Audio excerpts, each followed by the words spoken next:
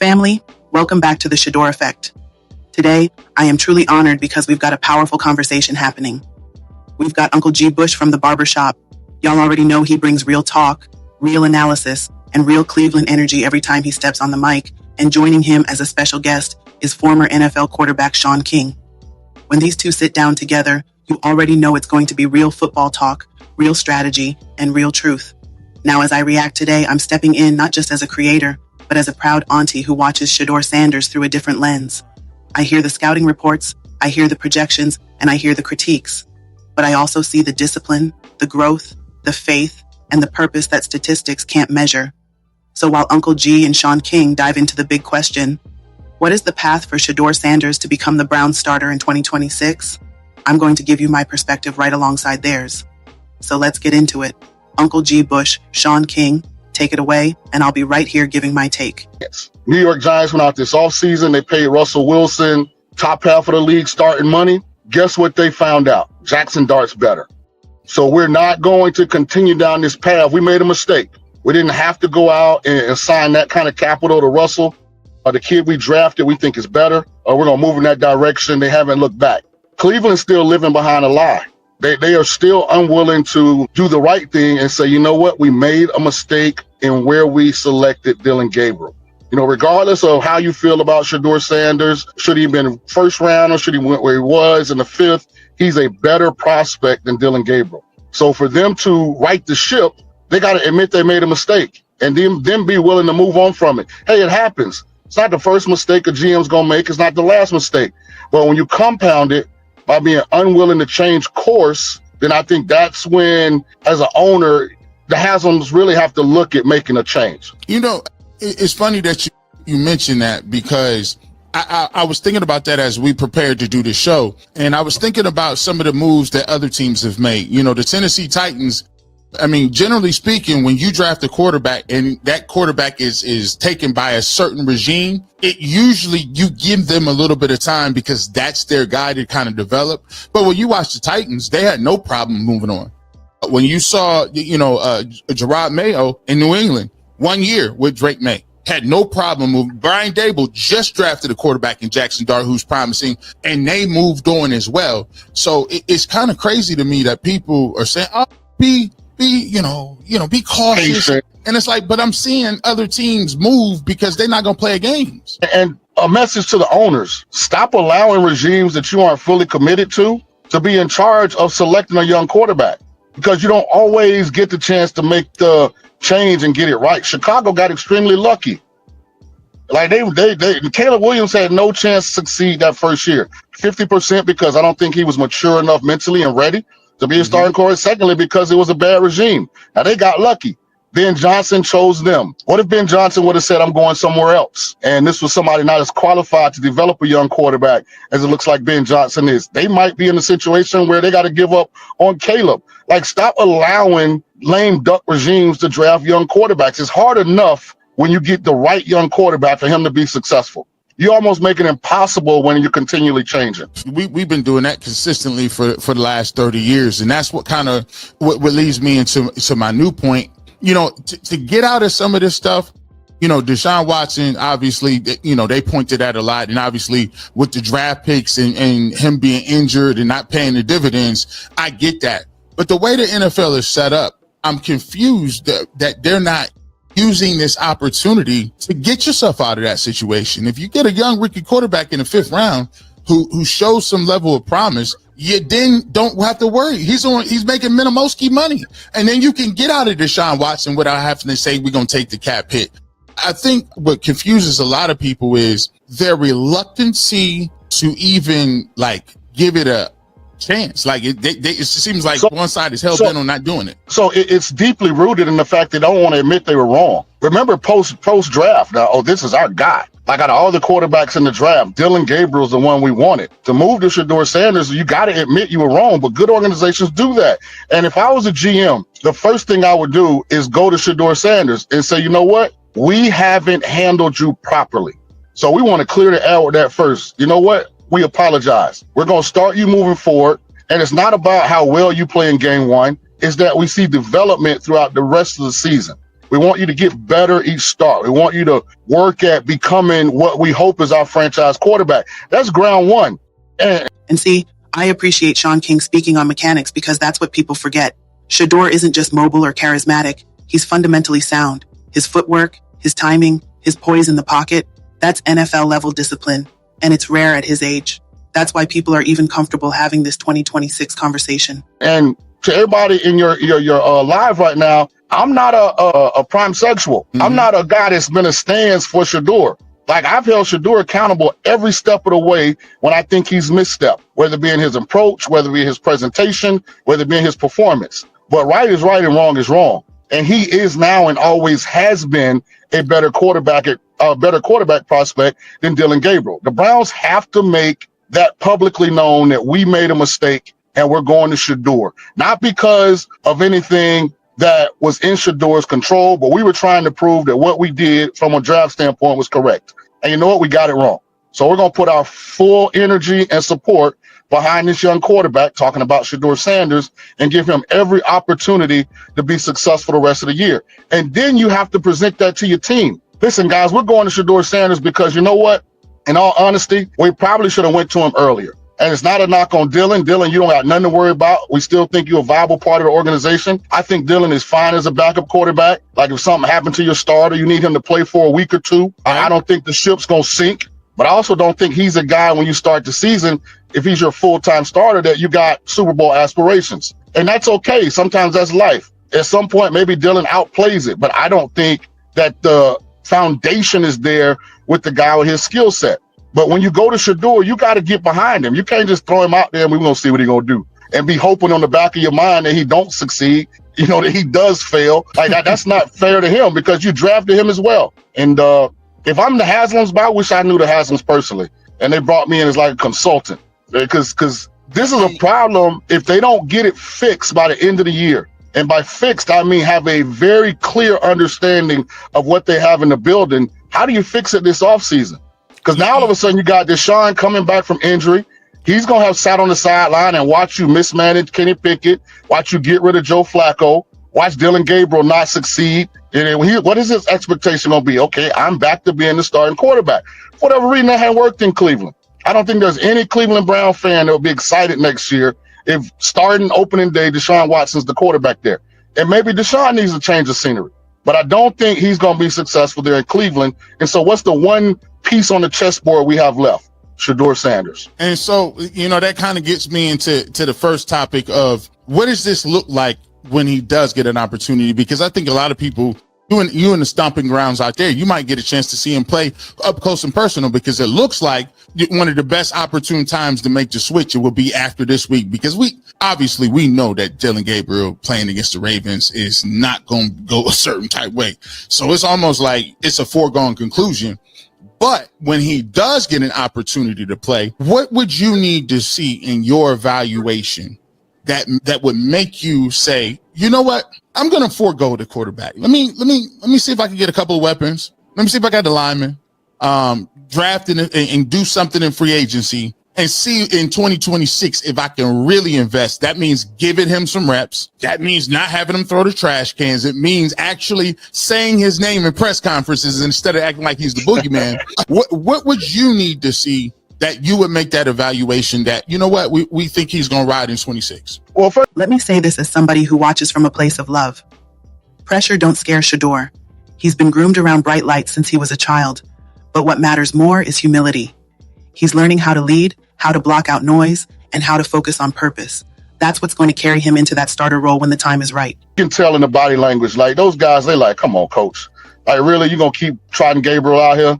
Like, I'm wide open. He's throwing the ball 10 yards over my head. Like, come on. Like, you can tell in the body language. I think they would be rejuvenated if Shedeur got the nod. I also think the fan base is dying to see what Shedeur can do.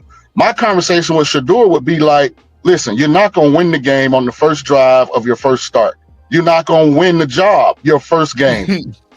Right. Just go out and take what's there, take what's available, make the right decisions, make the throws that are given to you when they're given to you, and let's try and get us a win.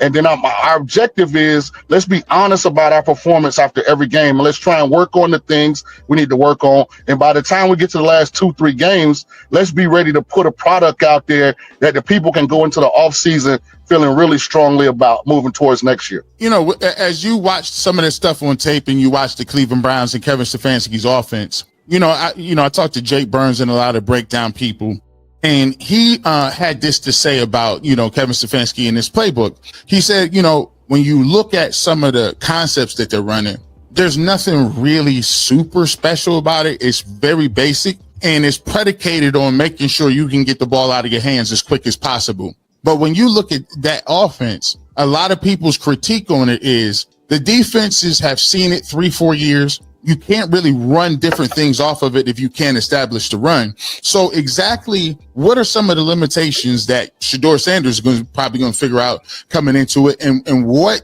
could you do if you Tommy Reese to kind of trying to unlock an offense that ain't yours? You just got handled the playbook. Well, first of all, I think they got to decide who and what they want to be. Like, if they hired me to be the GM, the first conversation I'd have is, let me go meet with Kevin and Tommy. Okay, let's identify where are our assets at? Like, when we look at offensively, what we currently have on the roster, where are our elite talents? First name comes to mind, Quinshon Judkins. We've got to ride Judkins. I'm going in the offensive line room and say, hey, fellas, you don't have to be super talented to be impactful in the run game. We got to play with great pad level. We got to play with great effort. We got to get this young kid an opportunity to get to the unblocked defender. He's proven if you can do that, he's box office. Like, that's where you start. And then you go to Jerry Jeudy and say, hey, Jerry, we have not done right by you since we traded for you. There's just been a revolving door at quarterback. Listen, we know how talented you are. We saw what you can do when Jameis was at quarterback, when given the opportunity to make plays consistently. And here's what I mean. When you have an elite wide receiver, like, look at the games where Jamar Chase and Justin Jefferson have 8+ catches. They generally get 12 to 15 targets. They don't go 8 for 8. Like, you gotta identify your assets and give them chances to be of value. I would go to Harold Fanning, say, it's your show now, baby. We're going to move you around. We're going to use you like the Packers used Tucker Kraft when he was healthy. We're going to use you like the Lions lose a Porter. Go look at Tyler Warren in Indy. Like, when you have a tight end that's athletic, that can create yards after the catch, that can add a hat to a run game, like goal line package. I'm putting Fanning and Judkins in the backfield, running, Fanning at quarterback on some power stuff where we got an extra blocker. Like, you got to get creative because it gets guys involved. It gets guys excited about being a part of it on Sunday. And that's the number one thing I think they got to do. I think Stefanski hasn't found his rhythm since Deshaun got there, because if you look pre-Deshaun, when Nick Chubb, before the injury, that's what Stefanski wants to do. He wants to run the football, play field position, take shots off the play action, kind of do it. And ever since Deshaun got there and Deshaun wanted to be in the shotgun, he's never really found his rhythm running the football from the shotgun formation. So this is a chance to kind of get back to what you want to do, tell that offensive line, hey, man, we got to earn these checks the rest of this season. Everybody's getting evaluated. Like, you got to reset. And then Shedeur has a real chance because the defense is still playing at a good level. They're not playing like elite, but they're not the reason they're losing. So it's still enough pieces there to get a fair evaluation, in my opinion. This is the part right here people overlook. Cleveland's quarterback room isn't just a depth chart. It's a political room. It's salary, experience, expectations, and pressure all baked in. So for Shedeur to get that starting spot in 2026, he has to be undeniable. Not good, undeniable. And the way he prepares, he's moving in that direction. A lot of people kind of get this misconstrued and they get it twisted because, some people, you've been removed from the game a while. Some people don't even know you play quarterback. Some people just be like, oh, that's that dude that be going crazy with the cigar. Like, they don't understand that you played quarterback for a team were you on that Super Bowl? Yes, sir. So I always tell you be underserving yourself, bro. I would be running. You couldn't tell if I had a Super Bowl ring. People wouldn't be able to sell me nothing. I'd be like, here's what they forget that I coached it as well. Right. So I've seen it. I coached at University of South Florida. Had the Conference Player of the Year at quarterback. I've interned twice, in the quarterback room in National Football League. So I understand it from a level that I don't think a lot of people recognize. And that's why I'm so confident and committed when I give opinions on quarterback, because I've actually watched the tape. I've gone through the film. I'm not a biased evaluator. I simply give the fans and people that ask when I go on programs the truth. And the truth doesn't have emotions. It's just the truth. Like, I can be a guy that thinks Shedeur Sanders can be a quality starter in this league and disagree with multiple things that he's doing to put himself in position to be a starting quarterback in this league. You know, I can think that Dylan Gabriel is vastly overdrafted and still think that he could be a quality backup and potentially somebody in the right system, you know, with the right supporting cast. If we needed him to carry us for a game or two, he could do it. So I'm not saying he shouldn't be on the NFL roster. I'm saying he wasn't worthy of a third-round pick. And you got to be honest when it comes to these guys. Like, stop asking guys to do stuff they can't do. Mac Jones looks tremendous. San Francisco never should have traded up and gave up all that draft capital to draft Trey Lance, because Trey Lance doesn't fit the system that Kyle Shanahan wants to run. Mac Jones does. You know what's crazy about you? You mentioned that. It's another organization that pivoted correctly. When you go back and look at what they've given up, so I guess two organizations. Let's take a look at what they gave Russell Wilson in Denver, and then him and Sean Payton got into it. They gave him a bunch of guaranteed money too. They made sure he was the starting quarterback and they were invested. But when Sean Payton came into the situation and said, you know what, this ain't it, took the cap hit, moved them on, drafted a quarterback, and they ended up making, I think they went to the playoffs last year, correct? Yep, they lost the first round. So they go to the playoffs. The second thing is, look what San Francisco and Kyle Shanahan did. Kyle Shanahan had Trey Lance. They used a bunch of picks, and Trey Lance had a very small sample size at the time. He just was hurt. So for him to be able to make an evaluation and go to the owner and have the you-know-whats to knock on the door and say, hey, listen, I know we just mortgaged a lot of picks, and this dude ain't really got on the field. But that Brock Purdy guy we took in the 7th round, trust me, he's nice. And the owner said, okay, whatever you feel like, and kept it pushing. So those people, those spoils go to people who are aggressive, that are forward thinking. Before we get to your comment, Gina Lemonade says, question for G. Bush, how can the fans pressure on put in the front office to play Shedeur? I think you don't have to pressure him. Oh, it's coming. The reason I say you don't have to pressure him is because between Andrew Berry and the owner, they told you what he was going to play based on two things. Kenny Pickett getting all them reps, and they traded him for a 5th-round pick. Then you brought in Flacco. He got 4 weeks and then traded him in a division. So that means they're moving people out the way to set up a runway so he can actually play. So I think if he plays poorly this game, he will be playing at Las Vegas. Your thoughts? I don't think the fans can do anything in this particular situation. This has to be internal. This just got to be internal. I think the 49ers is a great example because Trey Lance was a 1st-round pick that they gave up 2 ones in subsequent years to trade up and get. And they saw what, in my opinion, they should have saw before they did that. Trey Lance isn't the quarterback for that system. The Niners are a throw the ball in rhythm, on time, in breaking, scheme-based offense that has an elite running back in McCaffrey who's going to carry a lot of the load. Trey Lance is more of a shotgun, zone read, like get him outside the pocket. He can create some plays, kind of player that didn't have experience. He didn't even play his last year because of COVID. So thinking that he was going to walk in to a team that had Super Bowl aspirations and all that work, that was probably, I never understood the decision from the beginning. But to show the quality of the organization, they had a coach's son that they drafted in the 7th round in Brock Purdy, who was lighting up in practice, who was doing all the things they know fit characteristically to what Shanahan wants his offense to look like. And when Purdy got his shot, he never looked back.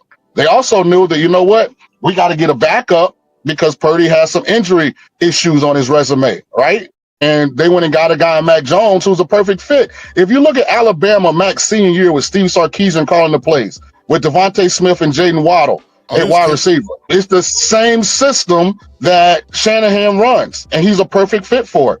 So, you know, my message to Mr. Haslam, first of all, because obviously he can go in there at any point and say, hey, we playing Shedeur this week. It's gonna be right. And to Andrew Berry and Stefanski.